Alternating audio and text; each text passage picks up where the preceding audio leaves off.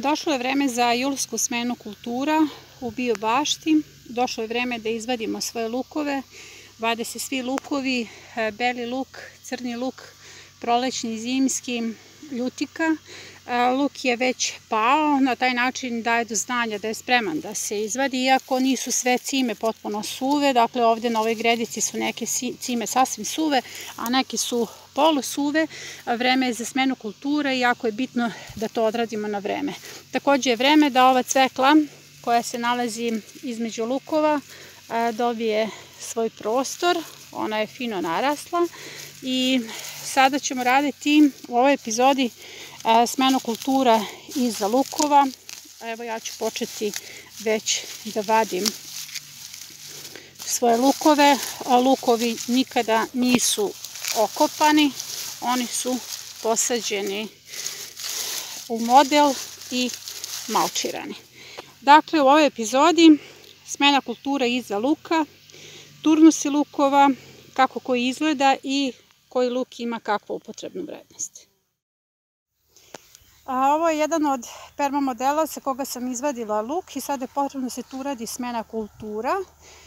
Perma model se mora prvo pripremiti, dakle mora se nadograditi. Nadogradnja podrazumeva dodavanje polurazređenog komposta i sena, zato što je prethodna kultura već sve to istrošila. Ovdje pričamo o površinskom kompostiranju.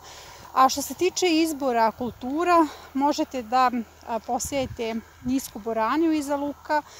Kako se seje niska boranija u perma modele, imate epizodu na YouTube kanalu i pogledajte. Ili tikvice, ja sam izabrala tikvice. Kako se seju, odnosno presađuju tikvice u perma modele, možete pogledati također na YouTube kanalu. Mnogo je efikasnije da iskoristite presadu koju imate u bašti zbog toga što dobijete 20 dana vegetacije. Dakle, potrebno je dodatno nađubriti perma model ukoliko sejete zahtjevne kulture ili ih presađujete kao što su tikvice, a ukoliko ste izabrali nisku boraniju, nije potrebno dodatno đubriti. Ovo su lukovi koji su izvađeni sa perma modela, odnosno u pitanju je više turnusa luka. Generalno modeli za brzi uzgoj podrazumevaju veliku količinu luka i upravo ti modeli su uključeni u projekat Bio bašte. Možete pogledati video na tu temu na YouTube kanalu. Ovo je luk koji je ostao nakon obilne berbe jer je berba počela već u početkom aprila. Dalje, ovaj luk treba se suši nekih pola sata na suncu, nakon toga se suši u hladu. Jedan deo će biti odmah ukiseljen kao kisele lučice, dok će drugi deo biti upleten u vence. Jedna bio bašta podrazumeva puno turnusa i o tome vodimo računa kada radimo projekat Bio bašte za vas. Projekti podrazumevaju modele za brzi uzgoj, prema tome, s obzirom da je luk spada u kategoriju gratis kultura, on je prisutan u svim modelima. Ja ovom prilikom želim da vam pokažem kako izgledaju razlike među nekim turnusima. Ovo je recimo prvi turnus luka i ovaj luk kao krupna glavica, one će se koristiti isključivo za kuvanje. Prvi turnus je ubačen krajem februara, početkom marta. Ovo su ostali turnusi. Turnusi idu na 15 dana. Razlika među njima je neznatna, ali se vidi. A sada želim da vidite razliku između tri posljednja turnusa. Ovaj turnus je ubačen kod krompira, odnosno kada sam zagrnula krompir koji je posađen na zemlji, dakle ne na travi. Ja sam ubacila lučice sa strane kako bih iskoristila prostor da proizvedem luk. I zapravo ove lučice su idealne za ishranu u sirovom stanju, dakle da ga jedete kao salatu. A ovo su dva posljednja turnusa. Ovaj turnus je ubačen ispod boba, jer kada sadite lučice kad su visoke temperature, jako je bitno da birate prostor ispod nekih visokih biljaka kako bi luk imao hlad, jer u pitanju je prolećna kultura. Ovaj luk, ove male lučice su posađene ispod boba kad je on već počeo da se odmeće, a ovo je baš posljednji turnus koji je ubačen pre 25 dana. U pitanju su male lučice koje ja koristim za kiseljenje. On je ubačen ispod paradajza i upravo sada planiram da ih očistim i da pripremim salatu od kiselih lučica.